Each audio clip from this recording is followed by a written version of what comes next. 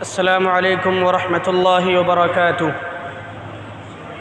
إن الحمد لله نحمده ونستعينه ونستغفره ونعوذ بالله من شرور أنفسنا ومن سيئات أعمالنا. من يهده الله فلا مضل له ومن يضلل فلا هادي له، وأشهد أن لا إله إلا الله وحده لا شريك له، وأشهد أن محمدًا عبده ورسوله. يا أيها الذين آمنوا اتقوا الله حق تقاته ولا تموتن إلا وأنتم مسلمون. يا أيها الناس اتقوا ربكم الذي خلقكم من نفس واحدة وخلق منها زوجها وبث منهما رجالا كثيرا ونساء، واتقوا الله الذي تساءلون به والأرحام إن الله كان عليكم رقيبا. يا أيها الذين آمنوا اتقوا الله وقولوا قولا سديدا يصلح لكم أعمالكم ويغفر لكم ذنوبكم، ومن يطع الله ورسوله فقد فاز فوزا عظيما. أما بعد، فإن خير الحديث كتاب الله، وخير الهدي هدي محمد صلى الله عليه وسلم، وشر الأمور محدثاتها، وكل محدثة بدعة، وكل بدعة ضلالة، وكل ضلالة في النار. فأعوذ بالله السميع العليم من الشيطان الرجيم. بسم الله الرحمن الرحيم. يا أيها الذين آمنوا قوا أنفسكم وأهليكم نارا وقودها الناس والحجارة عليها ملائكة غلاظ شداد لا يعصون الله ما أمرهم ويفعلون ما يؤمرون. محترم علماء کرام، بزرگوں، دوستوں، نوجوان ساتھیوں، عزیز بچوں، ملت کی ماؤں اور بہنوں، آج کے اس دینی و اصلاحی اجلاس عام میں مجھے جس موضوع پر تھوڑی دیر گفتگو کرنی ہے وہ موضوع ہے گھروں کی اصلاح میں خواتین کا کردار۔ ہم اور آپ اچھی طرح جانتے ہیں کہ آج ہر گھر میں بگاڑ ہے، ہر گھر میں فساد ہے، ہر گھر میں خرابیاں ہیں، چاہے وہ عقیدے کی خرابیاں ہوں، چاہے وہ اخلاقی خرابیاں ہوں، چاہے وہ معاملات کی خرابیاں ہوں۔ کوئی بھی گھر ایسا نہیں ہے جس گھر کے اندر بگاڑ نہ ہو، فساد نہ ہو، خرابیاں نہ ہو۔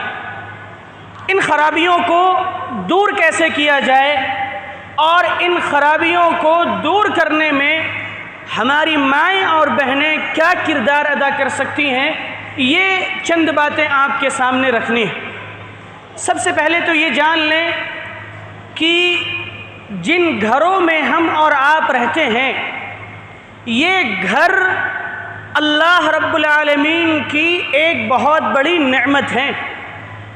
اللہ رب العالمین نے ان گھروں کو سکون کا ذریعہ کہا ہے۔ دنیا میں انسان کہیں بھی چلا جائے، 5 اسٹار ہوٹل میں ہو، 3 اسٹار ہوٹل میں ہو، یا کہیں اچھی کمپنی میں جاب کرتا ہو، لیکن جب تک وہ اپنے گھر میں نہ آ جائے اس کو سکون نصیب نہیں ہوتا، کیونکہ گھروں کے سکون کو اصل سکون اللہ رب العالمین نے قرار دیا اور گھروں کو سکون کا ذریعہ قرار دیا۔ فرمایا واللہ جعل لکم من بیوتکم سکنا، اللہ رب العالمین کی ذات وہ ذات ہے جس نے تمہارے لیے تمہارے گھروں کو سکون کا ذریعہ بنایا۔ اور اگر کسی سے اس کا گھر چھین لیا جائے، کسی کو گھر سے بے گھر کر دیا جائے، تو یہ اس کے لیے کسی عذاب سے کم نہیں۔ سورۃ الحشر میں یہود کے قبیلے بنو نذیر کا تذکرہ اللہ رب العالمین نے کیا اور انہیں سزا کے طور پر ان کے گھروں سے نکال دیا گیا۔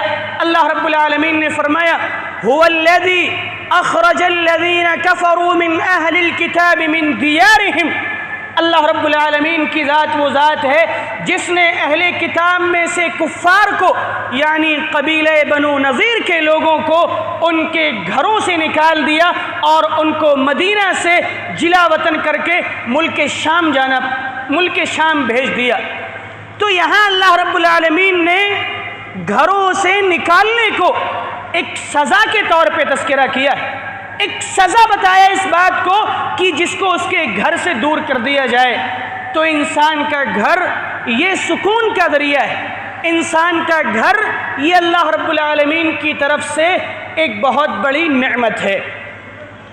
گھروں کے اندر جو افراد رہتے ہیں انہی افراد سے گھر چلتا ہے، گھر بنتا ہے۔ اہل علم بیان کرتے ہیں کہ انسان مکان تو بہت جلدی بنا لیتا ہے، عمارت کھڑی کر دیتا ہے، لیکن اس مکان کو حقیقی معنوں میں گھر بنانے میں زمانے لگ جاتے ہیں۔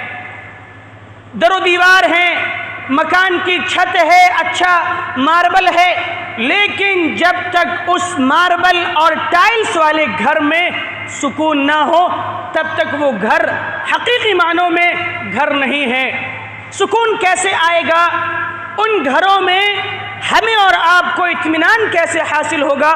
آئیے قرآن و حدیث کے حوالے سے دیکھتے ہیں۔ گھروں کے اندر جو بگاڑ اور جو فساد اور جو برائیاں گھس گئی ہیں، ان برائیوں میں سب سے پہلی برائی اور بیماری یہ عقیدے کی خرابی۔ آج ہم کہنے کے تو اہل حدیث ہیں، لیکن ہمارے عقیدے میں اس قدر بگاڑ، اس قدر فساد، اس قدر تباہی آ چکی ہے کہ بس اللہ رب العالمین ہی ہماری حفاظت فرمائے اور ہمارے ایمان کی حفاظت فرمائے۔ عقیدے کا بگاڑ یہ ہر گھر میں ہے، اور خاص طور سے ہماری ماں اور بہنوں کا جو عقیدہ ہے وہ انتہائی کمزور ہے۔ ذرا ذرا سی بات پہ لعن طعن کرنا، ذرا ذرا سی بات پہ اپنی قسمت کو کوسنا، ذرا ذرا سی بات پہ اللہ رب العالمین کے بارے میں غلط خیالات اپنے ذہنوں میں پالنا، ذرا ذرا سی بات پہ اللہ رب العالمین کے تعلق سے غلط بیانی کرنا، یہ آج کی خواتین کا ایک وتیرہ بن چکا ہے۔ کسی کے یہاں سال 2 سال 3 سال تک اولاد نہ ہو تب آپ اس کے عقیدے کا جائزہ لے لیں، اس کے عقیدے کو چیک کر لیں کہ کتنا مضبوط ہے اس کا عقیدہ، کس طرح کے ناجائز اور حرام سہارے اس چیز کے لیے جاتے ہیں۔ اور افسوس تو تب ہوتا ہے کہ جب ایک عورت شادی کے بعد ذہنی طور سے ٹینشن میں ہوتی ہے کہ اس کو اولاد نہیں ہو رہی، 1 سال گزر گیا، 2 سال گزر گئے، 3 سال گزر گئے، ابھی اللہ کا حکم نہیں ہوا ہے کہ اولاد اس کے یہاں ہو۔ وہ عورت خود فکر مند ہے، دعائیں کر رہی ہے، اللہ رب العالمین سے اس کا رابطہ مضبوط ہے، لیکن سماج کی دوسری عورتیں اس کے پاس جا کر اس کے بارے میں باتیں کر کے اس کی ٹینشن کو مزید بڑھا دیتی ہیں۔ ارے فلانے کی شادی کو 3 سال ہو گئے، کوئی خوشی نہیں ہے کیا؟ وہ تو 5 سال پہلے اس کی شادی ہوئی تھی، ابھی کوئی خوشخبری نہیں ہے کیا؟ اس طرح کی بلا وجہ کی باتیں کر کے دوسرے کے گھروں کو اجاڑنے کا کام ہماری مائیں اور بہنیں بڑے خوبصورت انداز سے کرتی ہیں۔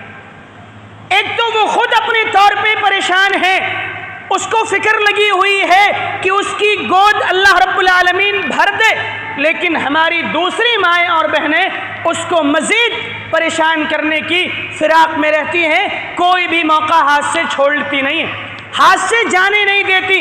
جب بھی ملاقات ہو تب اس سے سوال کرنا، اس کے گھر والوں سے پوچھنا، اس کے رشتہ داروں سے پوچھنا، اور پھر اس موقع سے اس طرح کی باتیں کہہ دینا جو ایک صحیح عقیدے سے ٹکراتی ہیں۔ یہ ہماری ماؤں اور بہنوں کا ایک شیوا بن چکا ہے، اس طرف توجہ دینے کی ضرورت ہے۔ میری مائیں اور بہنیں اگر سن رہی ہیں تو وہ غور سے سنیں کہ ہمارا عقیدہ یہ انتہائی اہم چیز ہے۔ اللہ رب العالمین ہمیں جس حال میں بھی رکھے، اللہ رب العالمین کے تعلق سے اچھا گمان رکھنا چاہیے، اللہ رب العالمین کے تعلق سے بدگمان نہیں ہونا چاہیے۔ اور اولاد دینا نہ دینا، کس عمر میں دے گا اللہ رب العالمین، نہیں دے گا، جوانی میں دے گا، بڑھاپے میں دے گا، یہ سب اس کے اختیارات ہیں۔ امام الموحدین حضرت ابراہیم خلیل اللہ علیہ السلام کو جو پہلی اولاد ہوئی وہ مفسرین بیان کرتے ہیں 80 سال کے بعد ہوئی۔ اللہ رب العالمین کا اختیار ہے، یہ صبر کریں، اللہ رب العالمین کی بنائی ہوئی تقدیر پہ راضی رہیں۔ کوئی بھی ایسی بات اپنی زبان سے نہ خود اپنے تعلق سے نکالیں اور نہ دوسروں کے تعلق سے نکالیں جو ہمارے عقیدے کو تباہ و برباد کرنے والی ہو، کیونکہ عقیدہ یہ انتہائی اہم چیز ہے۔ اور گھر کے افراد کے اندر جب تک صحیح عقیدے کو پیوست نہیں کیا جائے گا، ان کا عقیدہ درست نہیں کیا جائے گا، گھروں کی اصلاح ممکن نہیں۔ اللہ کے نبی صلی اللہ علیہ وسلم نے عقیدے کی اصلاح پر زور دیا ہے، توجہ دی ہے۔ خود انبیاء کرام نے اپنے اپنے گھروں میں اس عقیدے کی اصلاح پر توجہ دی ہے۔ عقیدے سے مراد ہمارا ایمان اللہ پہ مضبوط ہو، ہم اولاد مانگیں تو اللہ رب العالمین سے مانگیں، اپنی پیشانی جھکائیں تو اللہ رب العالمین کے سامنے جھکائیں، مدد مانگیں تو اللہ رب العالمین سے مانگیں، کسی اور کے سامنے اپنی جھولی نہ پھیلائیں اور کسی اور کے در پہ جا کے اولاد کے مطالبے نہ کریں۔ حضرت ابراہیم علیہ السلام نے اپنی اولاد کے تعلق سے دعا کی، وَإِذْ قَالَ إِبْرَاهِيمُ رَبِّ اجْعَلْ هَذَا الْبَلَدَ آمِنًا وَاجْنُبْنِي وَبَنِيَّ أَن نَّعْبُدَ الْأَصْنَامَ، کہ اے میرے پروردگار اس شہر کو تو امن و امان والا بنا دے اور مجھے اور میری ذریت کو، میری اولاد کو بتوں کی عبادت سے بچا لے۔ ہمیں اور آپ کو بھی اس جانب توجہ دینے کی ضرورت ہے کہ ہمارے گھروں میں کہیں عقیدے کا بگاڑ تو نہیں گھس آیا ہے، کہیں ایسا تو نہیں کہ ہماری مائیں اور بہنیں ہماری غیر موجودگی میں اللہ رب العالمین کا در چھوڑ کے دوسروں کے دروں پہ جا کے اپنی پیشانیاں جھکا رہی ہیں۔ اس طرف ہمیں توجہ دینے کی ضرورت ہے۔ اور گھروں کے اندر جو بھی افراد ہیں، بچے ہوں، جوان ہوں، بوڑھے ہوں، مائیں ہوں، بہنیں ہوں، بہویں ہوں، بیٹیاں ہوں، سب کے اندر درست عقیدے کو پیوست کرنا یہ ہماری ذمہ داری ہے۔ ایک موقع پر اللہ کے رسول صلی اللہ علیہ وسلم نے حضرت عبداللہ بن عباس رضی اللہ تعالی عنہ کو عقیدے کی تعلیم دیتے ہوئے فرمایا، یا غلام، ابھی بچے ہیں، چھوٹے سے ہیں، کہا یا غلام، اے بچے، انی اعلمک کلمات، میں تجھے چند فائدے کی باتیں بتانا چاہتا ہوں، انہیں یاد رکھنا۔ اس موقع سے اللہ کے نبی صلی اللہ علیہ وسلم نے نصیحت کرتے ہوئے فرمایا، اذا سألت فاسأل اللہ واذا استعنت فاستعن باللہ، جب بھی سوال کرنا ہو، جب بھی دعا کرنی ہو، جب بھی ہاتھ پھیلانے ہو تو اللہ کے سامنے ہاتھ پھیلانا، اور جب بھی مدد مانگنی ہو ایسی مدد جو مدد اللہ رب العالمین کے علاوہ کوئی اور نہیں کر سکتا، تو ایسی مدد کے لیے تم اللہ کے علاوہ کسی اور کے سامنے ہاتھ مت پھیلانا۔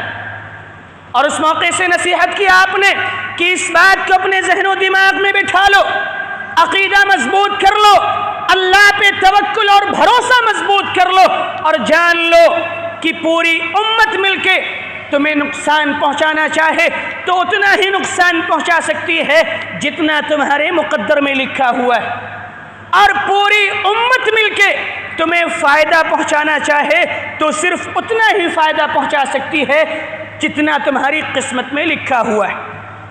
نفع نقصان کا مالک یہ اللہ رب العالمین ہے. فائدہ ہو جائے اللہ کا شکر ادا کریں، نقصان ہو جائے صبر کریں. آہو بکا کرنا، وابیلا کرنا، شکوے شکایتیں کرنا یہ ایک مومن کی پہچان نہیں. اور ایسا ہماری خواتین کے یہاں کچھ زیادہ پایا جاتا ہے. اللہ نہ کرے شوہر کے کاروبار میں کسی سال نقصان ہو جائے، خاطر خواہ فائدہ نہ ہو سکے، خواتین اپنا منہ بنا لیتی ہیں اور پوری زندگی کی جو بھی اس کے ساتھ اچھائیاں تھیں ان سب کو کنارے کر کے بس اس سال کا نقصان ان کو نظر آتا ہے اور وہ یہ کہہ دیتی ہیں کہ جب سے اس گھر میں آئی ہوں سکون سے نہیں ہوں، اطمینان نہیں ہے مجھے. ایک سچی، اچھی اور فرما بردار بیوی وہ ہے جو اپنے شوہر کو سمجھے، اس کے کاروبار کو سمجھے اور اس کا ہر معاملے میں ہاتھ بٹائے.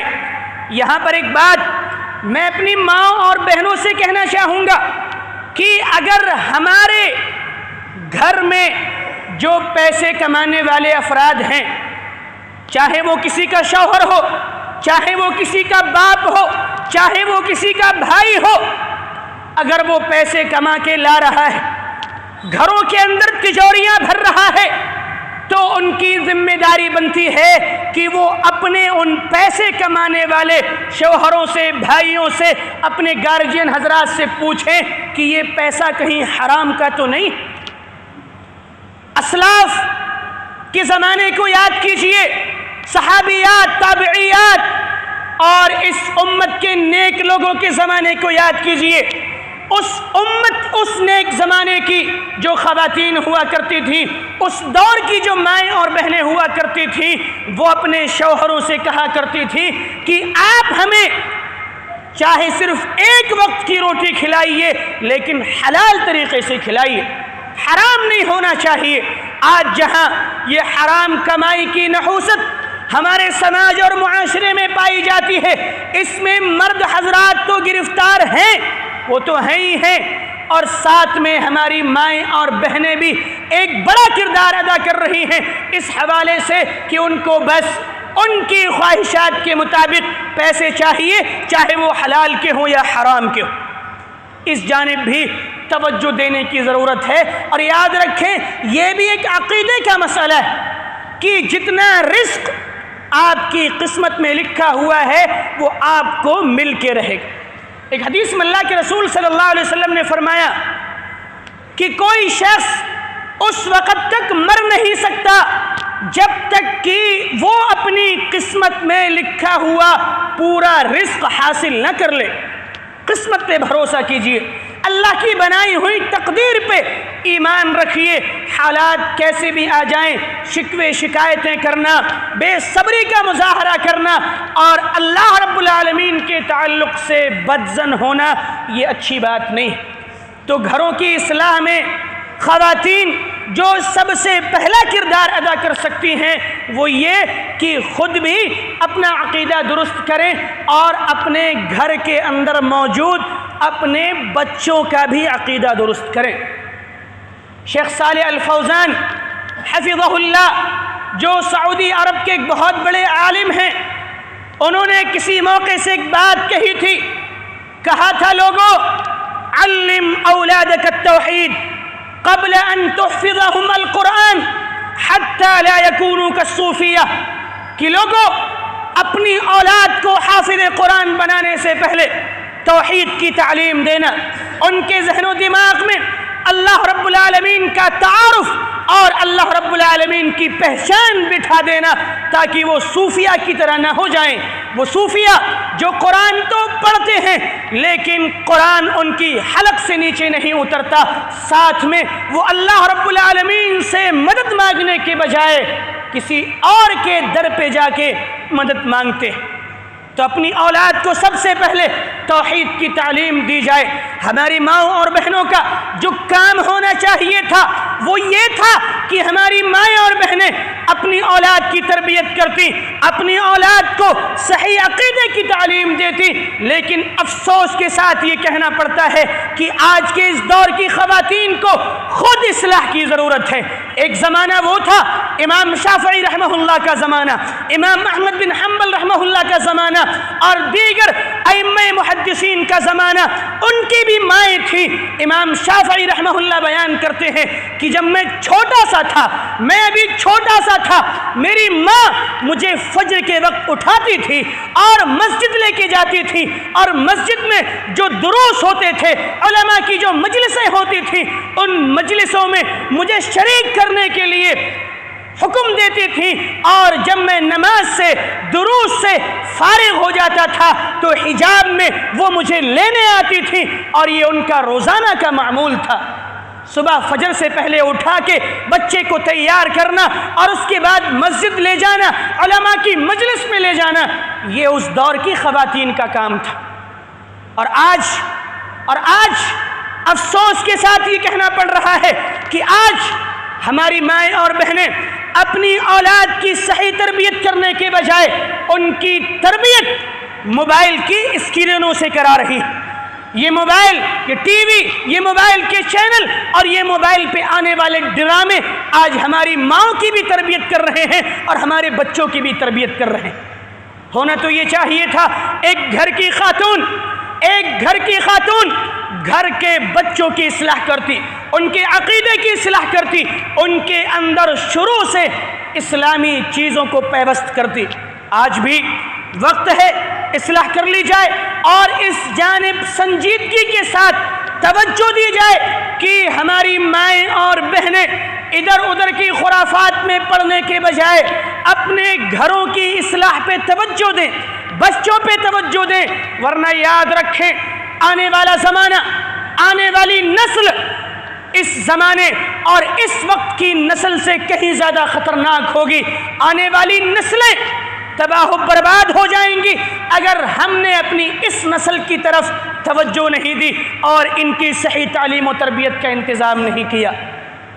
تو عقیدہ یہ بنیادی چیز ہے، اس حوالے سے ہمیں توجہ دینی چاہیے۔ دوسری چیز جو گھروں کی اصلاح کے حوالے سے ہے وہ یہ کہ گھروں کے اندر خواتین کو چاہیے کہ وہ نماز کا ماحول بنائیں۔ مرد حضرات کو بھی چاہیے کہ وہ فرائض کے علاوہ، فرائض چونکہ مسجد میں پڑھنا ہے، جماعت کے ساتھ پڑھنا ضروری ہے، ان کے علاوہ کی جو نمازیں ہیں، نوافل ہیں، سنتیں ہیں، چاشت کی نمازیں ہیں، رات کی نمازیں ہیں، وتر کی نماز ہے اور دیگر جو نفلی عبادتیں ہیں، ان میں سے ایک حصہ گھر کے لیے خاص کریں۔ ایسا ماحول ہو ہمارے گھروں کا کہ ہم گھروں میں نماز پڑھیں، نفلی نمازیں، تاکہ ہمارے بچے ہمیں دیکھ کے وہ بھی نماز کے عادی ہو جائیں، اور خواتین بھی اس طرف توجہ دیں کہ وہ نماز کی پابند ہو، نماز کی پابند ہو۔ بہت ساری خواتین، اللہ رحم فرمائے ایسی خواتین پہ جو نماز کو جان بوجھ کر چھوڑ دیتی ہیں۔ تاخیر کسی وجہ سے ہو جائے ایک الگ مسئلہ ہے، لیکن نماز نہ پڑھنا یہ انتہائی سنگین جرم ہے، نماز چھوڑنا یہ انتہائی سنگین جرم ہے۔ نماز کی طرف توجہ دی جائے، نماز کی پابندی کی جائے اور گھروں کے اندر صبح جلدی اٹھنے کا ماحول بنایا جائے، رات کو جلدی سونے کا ماحول بنایا جائے۔ اگر کسی سے بات کہہ دو کہ عشاء کے بعد جلدی سو جاؤ، لوگ کہتے ہیں مولانا بہت پرانے زمانے میں جی رہے ہو، ابھی کون جلدی سوتا ہے، 12-1 بجے سے پہلے کون سوتا ہے۔ معاف فرمائیں گے ہمارے بزرگ اور ہمارے نوجوان جو عشاء کی نماز کے بعد چوراہوں پہ، گلیوں میں، نکڑوں پہ بیٹھ کے رات کے 12-1 بجے تک صرف خرافاتوں میں اپنی نیند خراب کرتے ہیں۔ ہر جگہ کا یہ ماحول ہے۔ گرمیوں کے زمانے میں خاص طور سے لوگ گھروں میں سکون سے نہیں رہتے، باہر کی چیزوں میں، ادھر ادھر کی باتوں میں، لایعنی چیزوں میں وقت برباد کرتے ہیں۔ اس حوالے سے میں ماں اور بہنوں سے ایک بات کہنا چاہوں گا کہ وہ ایک ایسا ماحول کریٹ کریں، ایسا ماحول بنائیں کہ عشاء کے بعد بلا ضرورت گھر سے باہر جانے کی کسی کو اجازت نہ ہو۔ ہمارے بچے یہ گھر سے باہر نہ جائیں عشاء کے بعد، خاص طور سے ہمارے گھر کے بڑے بھی بلا ضرورت گھر سے باہر نہ جائیں۔ ان کی باس پرس ہو، ان سے سوال ہو کہ کیا ضرورت ہے، کہاں جا رہے ہیں، کس کام سے جا رہے ہیں۔ ایک گارجین کی حیثیت سے، ایک ذمہ دار کی حیثیت سے گھر کے گارجین کی ذمہ داری ہے کہ وہ اپنے گھر کے دیگر افراد پہ نظر رکھے، اور ایک ماں کی گھر کی ذمہ دار ہونے کی حیثیت سے اس کی ذمہ داری ہے کہ وہ اپنے بچوں پہ نگاہ رکھے کہ اس کے بچے کہاں جا رہے ہیں، کس کے ساتھ اٹھ بیٹھ رہے ہیں۔ اس جانب بھی توجہ دینے کی ضرورت ہے۔ بہرحال گھروں کی اصلاح کے لیے دوسری جو بنیادی چیز ہے وہ یہ کہ گھروں کے اندر نماز کا ماحول بنایا جائے، نماز کی پابندی کی جائے۔ ہماری وہ مائیں اور بہنیں جو نماز میں سستی، غفلت اور کوتاہی برتتی ہیں، وہ اس طرف توجہ دیں کہ کسی بھی صورت میں ان کی نماز نہ چھوٹنے پائے، الا یہ کہ جو ان کے مخصوص ایام ہیں نماز چھوڑنے کے، اس میں اجازت ہے ان کو۔ اجازت ہی کیا بلکہ ان مخصوص ایام میں ان کے لیے نماز پڑھنا جائز اور درست ہی نہیں۔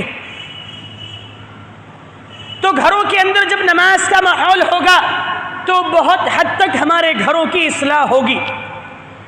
ایک اور چیز جو نماز کے حوالے سے انتہائی اہم ہے وہ یہ کہ ہماری مائیں اور بہنیں جب کسی پارٹی میں، کسی شادی میں، کسی فنکشن میں جاتی ہیں تو ان کی 2، 3، 4 یا بسا اوقات 5 وقت کی نمازیں ایسے ضائع ہو جاتی ہیں جیسے ان کو پڑھنا ہی نہیں تھی۔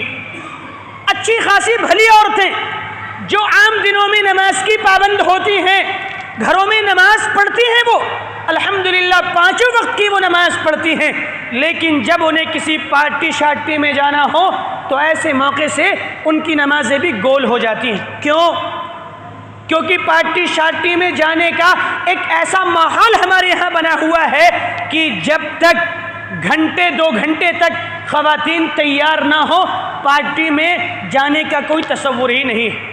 اب جو عورت گھنٹے 2 گھنٹے بنے گی، سورے گی، اور اسی گھنٹے 2 گھنٹے کے بیچ میں عصر کی، مغرب کی، عشاء کی اذان ہو جائے تو وہ کیسے وضو کرے گی، کیسے نماز پڑھے گی؟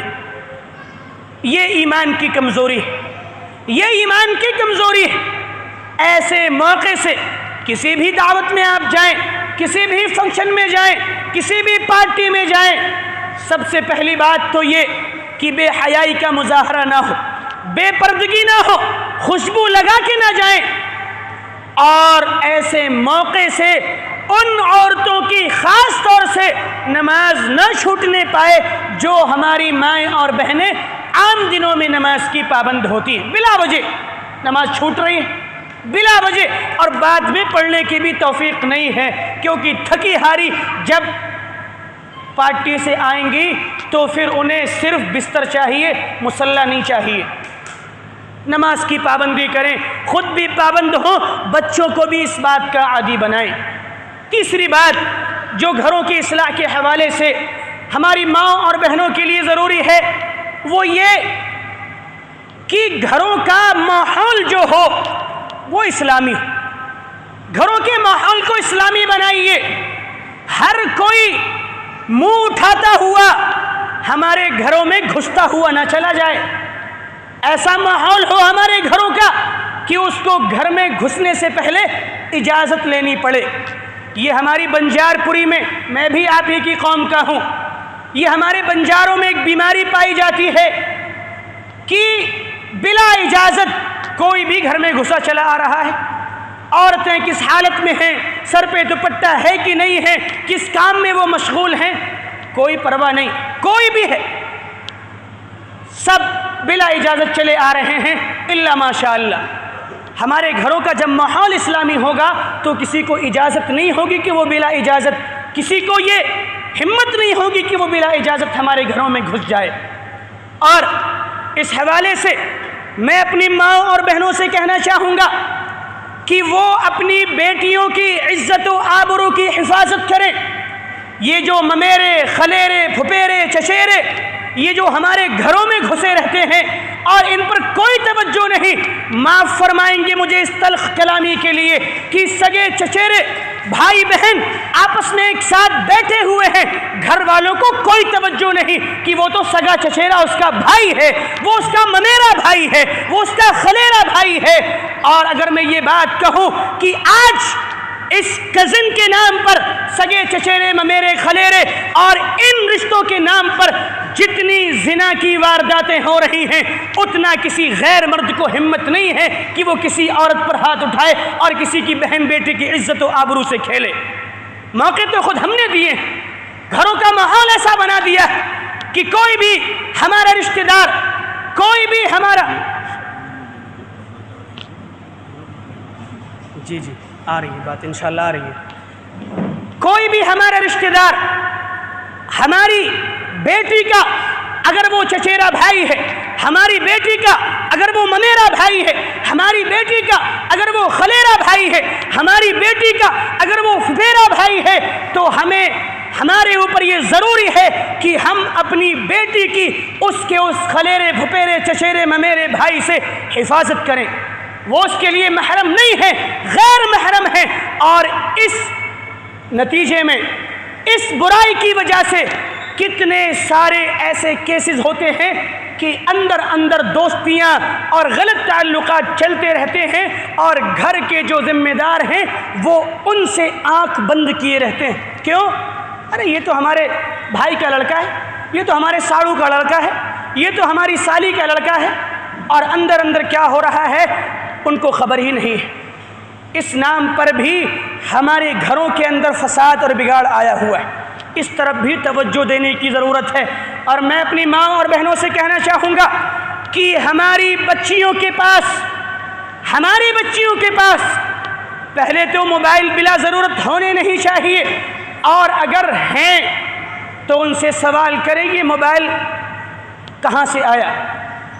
باپ نے تو دلوایا نہیں، بھائی نے دلوایا نہیں، ماں نے دلوایا نہیں، اور بیٹی موبائل چلا رہی ہے۔ ماں کو خبر ہے، یہ ہمارے معاشرے کی کڑوی سچائی ہے، لڑکیوں کو بگاڑنے میں اور لڑکیوں کو گھروں سے دوسروں کے ساتھ بھگانے میں جتنا کردار ایک ماں کا ہوتا ہے کسی اور کا نہیں ہوتا۔ ایک ماں کو سب پتہ ہوتا ہے کہ اس کی بیٹی کا غلط تعلق کس کے ساتھ، ایک ماں کو سب پتہ ہوتا ہے کہ اس کی بیٹی موبائل پہ کس سے باتیں کر رہی ہے، ایک ماں کو سب پتہ ہوتا ہے کہ بیٹی کے پاس جو موبائل آیا ہے یہ کہاں سے آیا ہے۔ باپ نے تو دلوایا نہیں، کہاں سے آیا؟ یہ کہیں اور سے آیا ہے، کہاں سے آیا؟ باس پرس ہونی چاہیے، ماں کو چاہیے کہ وہ اس حوالے سے اپنی بیٹیوں پہ توجہ دے۔ زکریا علیہ السلام حضرت مریم علیہ السلام کی کفالت کر رہے ہیں، ان کے پاس کچھ انہوں نے پھل دیکھے، کہا یا مریم انا لکی ھذا، یہ پھل کہاں سے آئے؟ میں نے تو لا کے دیے نہیں، یہ کس نے دیے تمہیں یہ پھل؟ حضرت مریم علیہ السلام نے کہا کہ یہ اللہ رب العالمین کی طرف سے آئے۔ تو ہمارا بھی یہ فرض بن رہا ہے کہ ہم نے اپنی اولاد کو جو چیزیں نہیں دی ہیں ان سے پوچھیں، سوال کریں یہ چیز آئی کہاں سے۔ غلط پیسہ، غلط چیزیں اور ناجائز طریقے سے جو بھی چیزیں آ رہی ہیں ان پہ سوال ہونا چاہیے، تنبیہ ہونی چاہیے۔ ایک چھوٹا سا واقعہ میں آپ کو بتاؤں۔ ایک موقع سے اللہ کے رسول صلی اللہ علیہ وسلم کے نواسے حضرت حسن رضی اللہ تعالی عنہ نے صدقے کی ایک کھجور اٹھا کے کھا لی، صدقے کی کھجوریں آئی ہوئی تھی، ایک کھجور کھا لی۔ اللہ کے رسول صلی اللہ علیہ وسلم نے دیکھا، چھوٹے سے تھے بچے، ایک کھجور صدقے کی منہ میں کھا لی۔ اللہ کے رسول صلی اللہ علیہ وسلم نے کہا کخن کخن، نکالو منہ سے، باہر کرو منہ سے، الٹی کرو۔ کیا تمہیں پتہ نہیں کہ صدقے کا مال یہ ہمارے لیے جائز اور درست نہیں؟ معمولی سی چیز تھی، ایک کھجور تھی اور حضرت حسن رضی اللہ تعالی عنہ نے کھا لی تھی۔ اللہ کے رسول نے فوری طور پہ ان کی حلق سے وہ کھجور نکلوا لی، کہا کہ تمہارے لیے یہ جائز نہیں کہ یہ کھجور کھاؤ۔ اور ہماری نیت صرف حرام کے پیسے پہ ہوتی ہے، معاف فرمائیں گے۔ عورتیں اپنے بیٹے کو، اپنے لاڈلے کو پال پوس کے بڑا کر رہی ہیں، بیٹا جوان ہو رہا ہے اور دل کے اندر خواہشات انگڑائیاں لے رہی ہیں، جذبات انگڑائیاں لے رہے ہیں کہ بیٹا جوان ہوگا، اس کی شادی کریں گے تو مالدار گھرانے میں کریں گے تاکہ 20-25 لاکھ 50 لاکھ کم سے کم تو آنا چاہیے۔ دوسروں کے مال پہ نظر ہے، دوسروں کے مال پہ ہماری نگاہ ہے، اور لالچ اس قدر بھرا ہوا ہے کہ معمولی چیز پر رشتہ داریاں ختم ہو رہی ہیں، رشتے ٹوٹ رہے ہیں، شادیاں ٹوٹ رہی ہیں، رشتہ دار ہم سے الگ ہو رہے ہیں۔ یہ لالچ بھی ہمیں لے ڈوبے گا۔ شادی بیاہ کے تعلق سے جو خرافاتیں ہماری ماں اور بہنوں کے یہاں پائی جاتی ہیں، ان خرافاتوں کو ختم کرنے کی ضرورت ہے۔ ہمارے مرد حضرات چاہتے ہیں، بحمداللہ نوجوان بھی چاہتے ہیں کہ ہم سادہ نکاح کریں، لیکن گھر کی عورتیں، رشتہ داریاں اور رشتہ دار جو عورتیں ہیں وہ اس نوجوان کو سادہ نکاح کرنے نہیں دیتی۔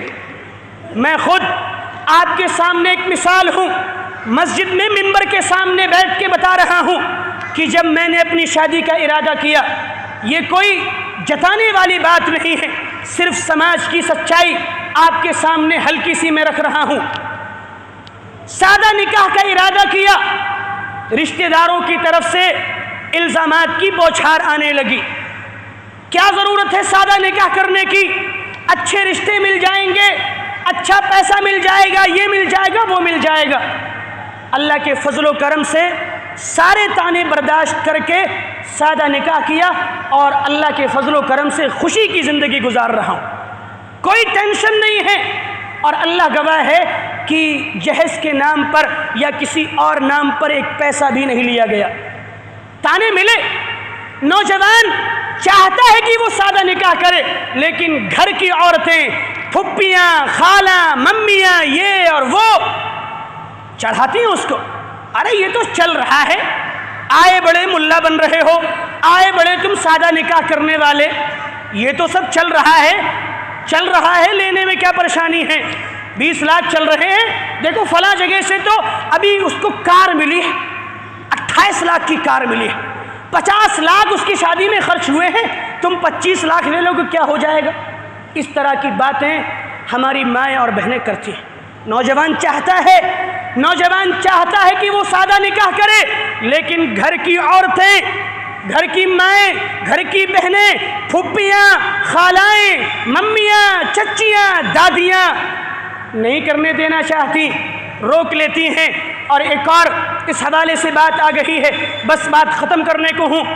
اس حوالے سے ایک چیز اور دیکھی جاتی ہے کہ جب کسی دیندار گھرانے سے رشتہ آئے اور کسی داڑھی ٹوپی والے کا رشتہ آ جائے تو عورتیں کہتی کیا داڑھی والا ملا ہے تمہیں بھی، اور کیا غریب لوگ ہیں، کہاں رشتہ کرو گی؟ تمہارا اپنا ایک اسٹیٹس ہے، کوئی بڑا گھر دیکھو، کوئی اسمارٹ سا لڑکا دیکھو، ہینڈسم زمانہ ہے، داڑھی والی والے یہ سب بڈھے لگتے ہیں، کیا تم ان کے پیچھے پڑی؟ یہ گھر کی ذمہ دار عورتیں اس طرح کی باتیں کرتی ہیں۔ میں کوئی آپ کے سماج سے ہٹا ہوا نہیں ہوں، سماج کا جڑا ہوا فرد ہوں، میں بھی جانتا ہوں گھروں کی حقیقت کہ ہمارے گھروں میں کیا چلتا ہے۔ امام ابن قیم رحمہ اللہ نے فرمایا تھا کہ گھروں کے اندر جو فساد اور جو بگاڑ آتا ہے وہ گھر کے ذمہ داروں کی طرف سے آتا ہے، ماں باپ کی طرف سے آتا ہے۔ زیادہ تر گھروں میں جو بگاڑ، جو فساد، جو برائیاں، جو خرابیاں ہیں وہ ہماری ماں اور بہنوں کی طرف سے۔ شادی بیاہ کے موقع سے ارے یہ تو چل رہا ہے، شادی ہال میں کون پردہ اوڑھ کے جائے گا؟ شادی ہال میں سر پہ دوپٹہ کس کے ہوتا ہے؟ آئے بڑے پردے کی تعلیم دینے والے، اس طرح کی باتیں کون کرتا ہے؟ یہ ہماری مائیں اور بہنیں۔ ایک اور بات سنی جاتی ہے، بعض عورتوں کی زبانی تو خود میرے کانوں نے سنا ہے کہ دل صاف ہونا چاہیے، چہرہ کھلا ہے تو کیا بات ہے؟ دل صاف ہو، چہرہ کھلا ہے تو کوئی بات نہیں، سر پہ دوپٹہ نہیں تو کیا ہوا؟ ہمارا دل تو صاف ہے، یہ تو ہمارا بھائی ہے، یہ تو ہمارا چچیرا بھائی ہے، اس کو ہاتھ میں ہاتھ ڈال کے چل رہی، دل صاف ہونا چاہیے۔ کیا ہمارے اس دور کی عورتوں کے دل اللہ کے نبی صلی اللہ علیہ وسلم کی بیویوں سے زیادہ صاف ہیں، صحابیات سے زیادہ صاف ہیں۔ اس دور کی صحابیات نے، ازواج مطہرات نے، اس دور کے سب سے پاکیزہ اور مقدس جماعت صحابہ کرام کی جماعت سے پردہ کیا، اور اللہ نے حکم دیا کہ پردہ کرو، یہ تمہارے دلوں کے لیے پاکیزگی کا ذریعہ ہے۔ کیا ان کے دل صاف نہیں تھے؟ پردے کا جب حکم آیا تو ازواج مطہرات صحابیات ایسے چلتی تھی جیسے ان کے پردے، ان کے حجاب، ان کی چادریں زمین یہ دیوار سے الجھ رہی ہوں۔ اور آج عورتوں کی جماعت کھلے عام بیچ سڑکوں پہ چلتی ہے، سر پہ دوپٹہ نہیں، ان کے کپڑے زمین میں گھسٹ رہے ہیں، طرح طرح کی خوشبوئیں آ رہی ہیں، طرح طرح کی آوازیں آ رہی ہیں، اور دوپٹے کا، پردے کا کوئی پتہ نہیں، سر کے بالوں کی الگ الگ ہیئت بنا کے بے پردہ ہماری مائیں اور بہنیں شادی ہالوں میں جا رہی، کوئی توجہ نہیں، کوئی ان کو روکنے والا نہیں۔ اور ہماری مائیں اور بہنیں کیا کہتی ہیں؟ یہ تو چل رہا ہے، یہ سب چل رہا ہے، نیا زمانہ ہے، ماڈرن زمانہ ہے، سب چل رہا ہے۔ میرے بھائیوں، میری ماں، میری بہنوں، یہ چل رہا ہے، یہ اللہ رب العالمین کے یہاں نہیں چلے گا۔ اپنی سوچ دینی بنائیے، اسلام کے مطابق چلیے۔ میری ماں اور بہنوں، تمہیں اسلام نے عزت دی ہے، تمہیں اسلام نے وقار دیا ہے۔ ایک دور وہ تھا جب لوگ تمہیں زندہ درگور کر دیا کرتے تھے، اور ایک دور وہ ہے جب تمہیں عزت دی جاتی ہے۔ تمہارے سروں پہ اگر دوپٹہ ہے تو تمہاری عزت سمجھی جاتی ہے، تمہارے جسم پر اگر حجاب ہے تو تمہیں عزت کی نگاہ سے دیکھا جاتا ہے۔ اسلام نے تمہیں مقام دیا ہے، تمہیں عزت دی ہے، تمہیں سربلندی دی ہے۔ اگر تم کسی کی بیوی ہو تو تمہاری آنکھوں میں حیا ہونی چاہیے، اگر تم کسی کی ماں ہو تو تمہارے قدموں میں جنت ہونی چاہیے، اگر تم کسی کی بہن ہو تو تمہاری عزت و آبرو محفوظ ہونی چاہیے، اگر تم کسی کی بیٹی ہو تو اپنے باپ کا سر اٹھانے والی ہونی چاہیے۔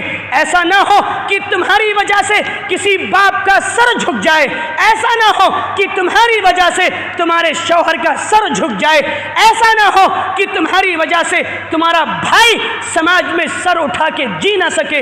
میری ماں، میری بہنوں، میں تمہیں دل کی گہرائیوں سے اپنا درد بیان کرتے ہوئے یہ پیغام دینا چاہتا ہوں کہ اپنے مقام کو سمجھو، اپنی عزت کو سمجھو۔ تمہیں اللہ نے عزت دار بنایا ہے، تمہیں عزت سے نوازا ہے، سر بلندی سے نوازا ہے۔ تمہاری عزت اسی میں ہے کہ تم با حیا ہو جاؤ، پاک دامن ہو جاؤ، با پردہ ہو جاؤ، اور اپنی سوچ کو اسلامی سوچ بنا لو، گھروں کے ماحول کو اسلامی ماحول بنا لو، اور اس فکر کو کریت کر پھینک دو کہ چل رہا ہے تو چلنے دیا جائے۔ ایسی بات نہیں ہے۔ اسلام کی جو تعلیمات آج سے تقریباً 1450 سال پہلے کے لوگوں کے لیے تھی، وہ ہمارے لیے بھی ہیں، اور قیامت تک آنے والے تمام لوگوں کے لیے وہی تعلیمات ہیں، اور انہی تعلیمات پر عمل کر کے ایک انسان دنیا اور آخرت میں کامیابی حاصل کر سکتا ہے۔ اللہ رب العالمین ہم سب کو صحیح سمجھ عطا فرمائے۔ رب العالمین ہماری ماں اور بہنوں کی اصلاح فرمائے۔ رب العالمین ہماری سوچ کو، ہماری فکر کو، اور ہمارے اٹھنے بیٹھنے کو، ہمارے طور طریقوں کو اسلامی سوچ، اسلامی فکر، اسلامی طور طریقوں کے مطابق ڈھال دے۔ رب العالمین ہمیں اپنے اپنے طور پر گھروں کی اصلاح کرنے کی توفیق عطا فرمائے۔ آمین۔ اقول قولی هذا استغفر الله لي ولكم ولسائر المسلمين فاستغفروه من كل ذنب